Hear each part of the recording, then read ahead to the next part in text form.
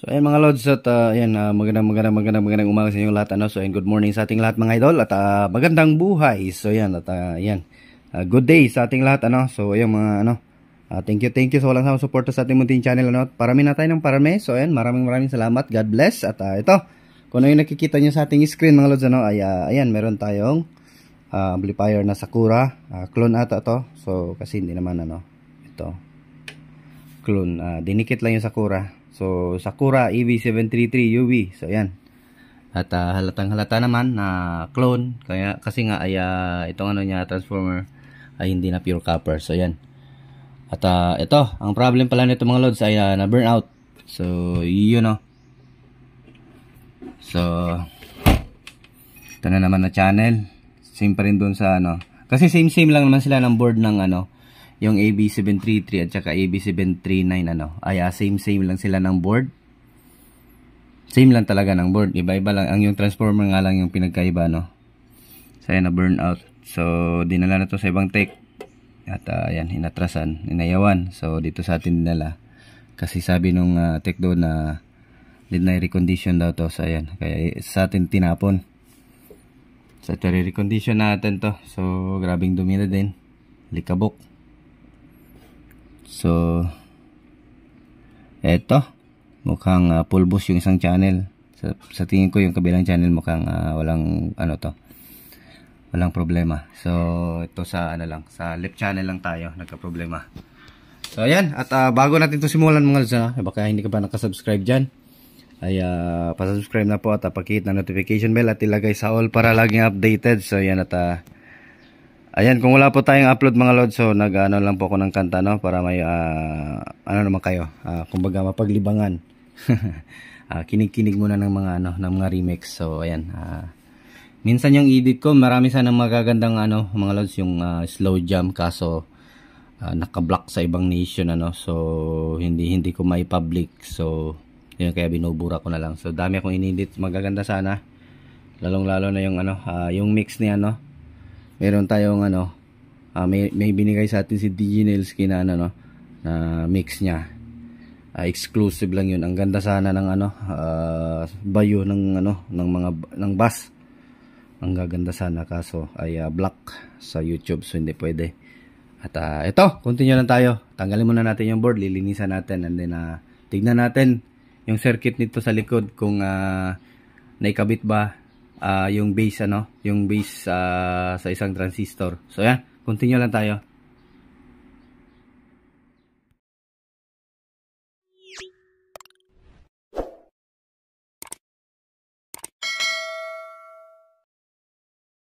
So ayan mga lods, at ito ay grabing overheat nito. Kitang-kita mo talaga na ano, na burn out yung kanyang board. So yan, grabe, oh. Brown na brown talaga yung paa ng ano, ng mga transistor. Grabing overheat to,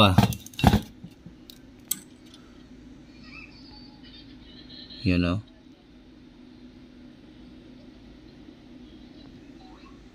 So ayan, linisan muna natin at ma-check natin itong mga ano to, yung mga parts nito. So grabe yung likabok. So bloated na din pala yung capacitor nya. Need na din natin palitan.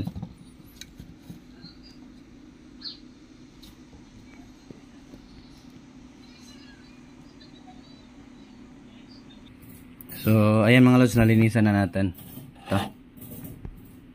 At na-check ko yung ano nito, base to base, okay lang naman, nakakonect naman ano. So nakakonect lang yung dalawang ano, base ng ating transistor, output transistors. Ayan, meron naman connected. So grabe yung ano. So ayan, tanggalin ko muna tong ano dito, mga sunog.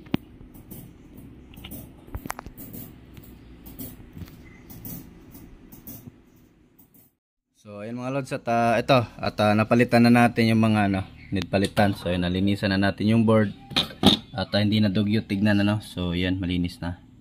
Tinanggal natin yung mga dumi-dumi dyan. So yan pala yung ano, tinanggal natin ano. Pinalitan natin ng ano, yung ibang resistor ano, kasi nga ay medyo nagsisimula na siyang kalawangin, kaya pinalitan na lang natin ano. So yan yung mga kulay blue, yan yung mga pinalitan natin. So yan. So yung mga output transistor na sira, yung capacitor na bloated. So yan, malaki yung capacitor, pinalit natin Topcon, yung galing sa mga original din na Sakura ano, yung pinalit, yung in-upgrade natin, tinanggal natin yung ano, old ng capacitor. At ito, ni-recycle lang din natin, kasi mas maganda galing sa original na ano. So ayan, yung mga blue, ito ganun din, pinalitan ko. At ayun, na-repair natin yung ano no.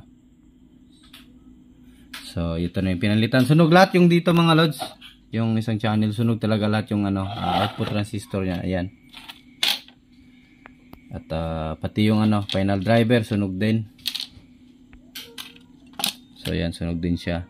Pati yung kanyang bias transistor, itong ano, C1740 yung dito, ayan, sunog din. So kaya ayan, nag recondition na lang tayo. So ayan, at ito, try natin muna ano, lagyan ng supply, saka natin isalpak ulit doon para ma-final talaga natin. Kung magki-click ng relay, it means okay na siya.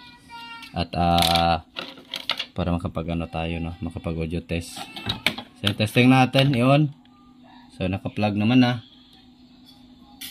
At then magbabayas din tayo kung may magdi-DC offset tayo no, kung may output ba siya na DC out dito sa ating pinaka main output. So ayun, hindi ko pa pala na-plug.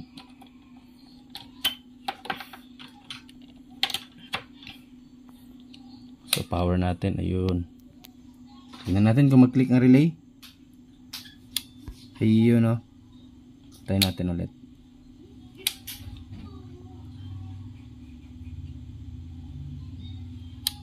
Ayun no. So normal naman yung ano, ang kanyang relay ano. So magte-tester tayo, magdi-DC offset tayo kung may DC out pa to. So lagyan natin dito sa ground yung ating negative. And then dito tayo mag DC offset yung ano natin, ipanakaon. So ayan, wala naman nare-reading na out DC ano sa ating output. So 0 naman, wala talaga siya. Or milliamps, lagay natin sa milliamp. Ayan, tingnan natin kung ilang offset tong ano, ABC bin 33 ano. So yun, wala siya, 0 nga yung ating offset. 0 din sa kabilang channel. So mag-i-AC lang yan siya. Ito kasi yung itong yang sign na yan yung DC. So kapag ka may audio yan, kapag ka nag-i-AC yan siya, kapag ka may audio. So yan, try natin. Kapain lang natin tong input dito. Ayan, lagay natin tong ating ano, test probe. So kapain natin to. Ito ang pinaka ano, ayan, ito. Ayun oh. Ayun, meron tayong AC na 3. So ayan, so hindi, walang DC mga lods ano. So milliamp yan ano, 3.2 kapag ka ano sa kabilang channel naman. So it means itong ni-repair natin ay good as condition ano. So kabila naman.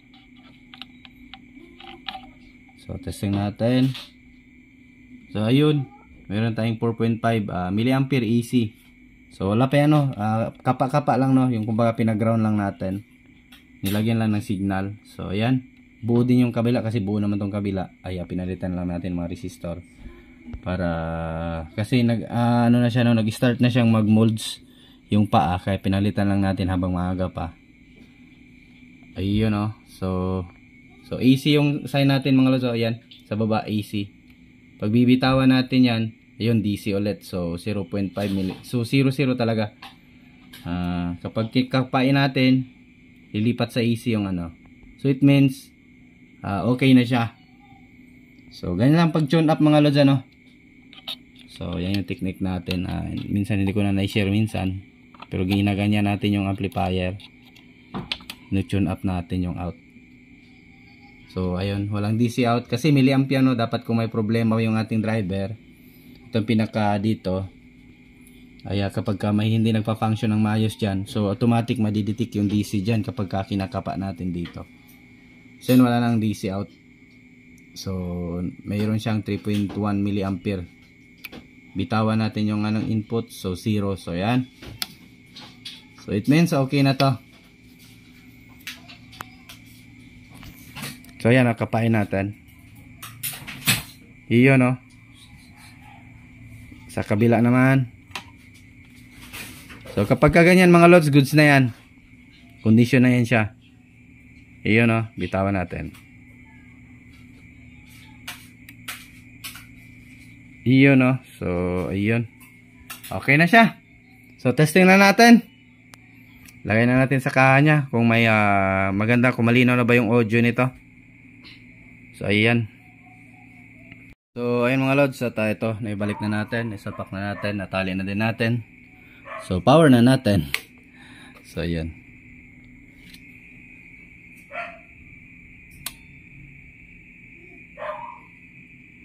So parang sila ata ang blower nito, ang tigas ang blower mga lods, oh.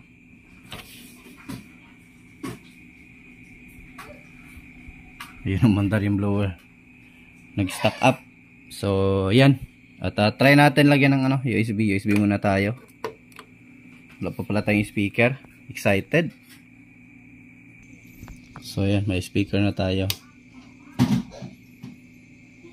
USB, volume natin. Yun.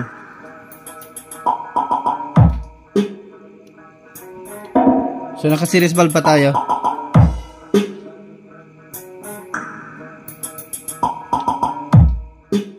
Yun, ah.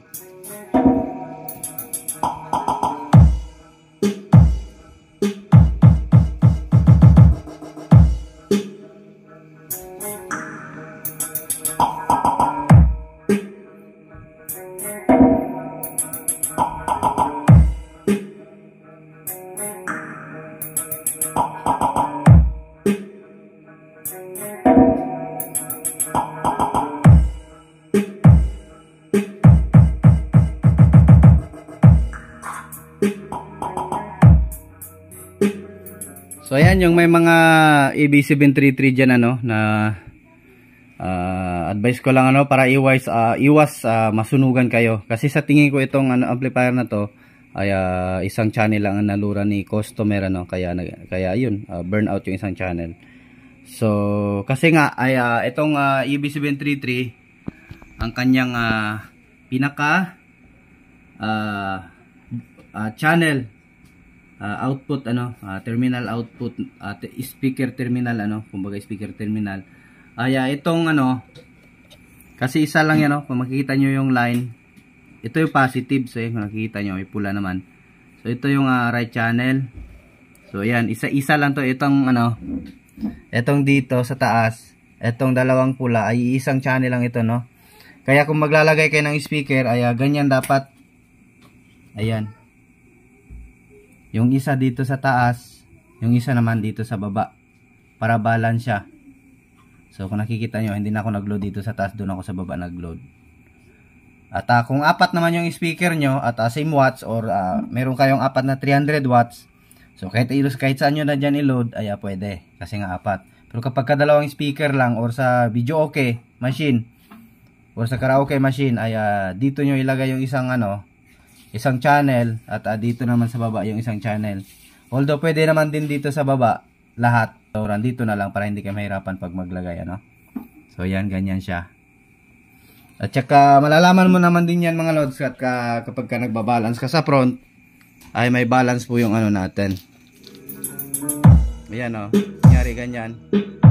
Isang channel right ang tumutunog, and then kabila yun lang, walang balance, sira ata ang nito. Walang balance mga lods, tumutunog pa rin, sira yung balance. Ayun may problem ata to. So may problem nga. So wala nang balance, sira pa yung balance volume. Tatanggalin pa pala natin to.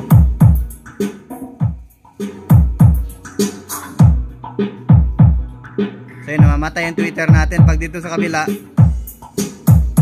tumutunog pa rin, may problem.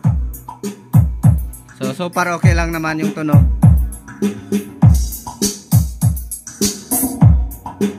Pati ito volume sira din husky na siya. Need pa palitan natin. Hanapan pa natin, baka sira pa to ibang Ito okay lang naman, buo lang. Ito husky.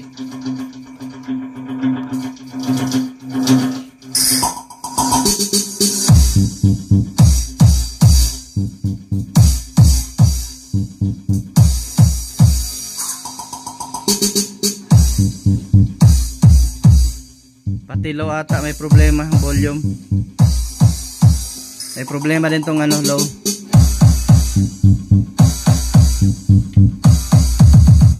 Yun, namatay.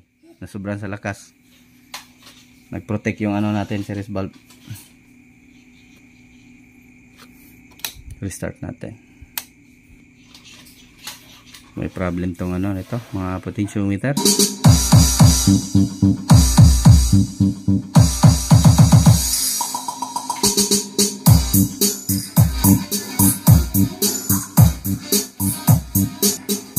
So ayan, palitan ko muna ng itong balance at itong volume. So dito okay lang pala. So hindi naman siya. Itong dalawa talaga sira. Volume ng MP3 at saka balance. Yung master okay naman. Ito biglang lumalakas tapos namamatay. Ito naman sira din. So ayan, palitan ko muna. Ayan, at napalitan na natin. So, ito na yung dalawang sira. Ito yung sa sa master volume ng MP3. Ito naman yung sa sa balance. So ayan, balik na natin.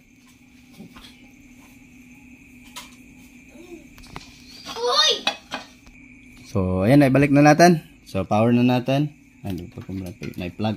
Sorry, aray ko. At rekta na siguro natin.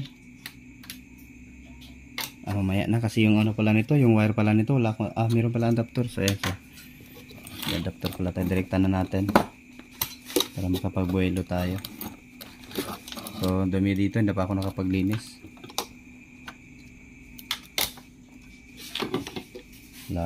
Palaging tinatambakan tayo. So power natin. Yun.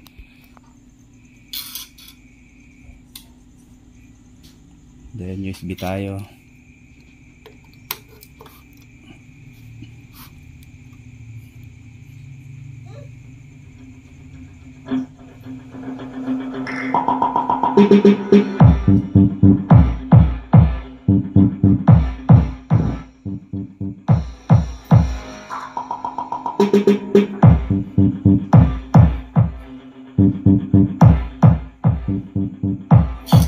Kurap-kurap din yung ilaw natin. So, ayan, okay na.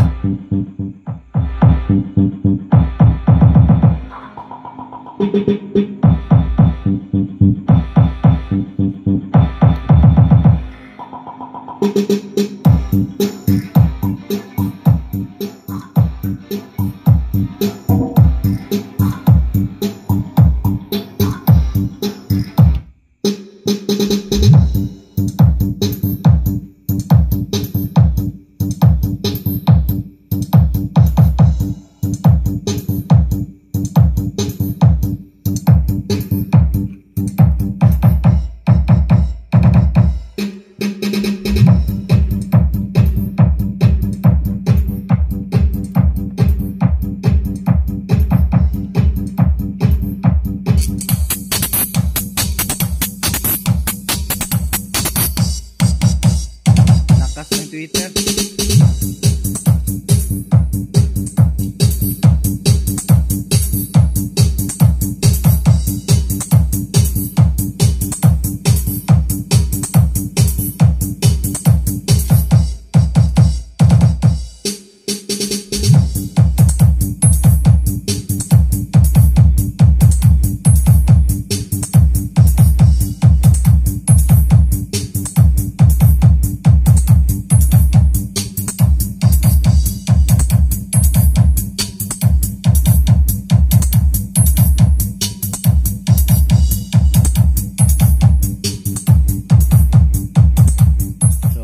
Na naman tayo, no? So at ito yung magpapa-shoutout dyan, comment naman sa baba ng ating video mga lods, ano? At yung mga nagko-comment naman, kahit nagko-comment hindi ka nagpapa-shoutout, automatic natin yan itatap sa ating at sa ating video, no? So ayan, at maraming salamat sa walang sawang support mga lods, ano? At tayo ay 11k na. So ayan, maraming thank you sa inyong lahat. At ayan, at ito, so another video na naman na nag-success yung repair natin. So ganun lang pag-repair mga lods, kasi napaka-basic lang naman din yung mga amplifier i-repair. So basta tapusin nyo lang po panoorin yung video natin, at meron po talaga kayo matutunan kahit papaano, no? Kahit maliit, at kahit maliit yan, sa magtatagal lalaki din yan. Kumbaga same pa rin yan. Kunyari nagtatanim ka, ikaw pa rin yung aanin yan. So ayan, same sa akin, kahit hindi nakapag-aral ay eto, nakikita niyo naman. So eto, tayo na naman yung nagbabahagi ng kaalaman. So ayan, ayan, God bless ating lahat mga lods, ano? So ayan, maraming thank you mga lods.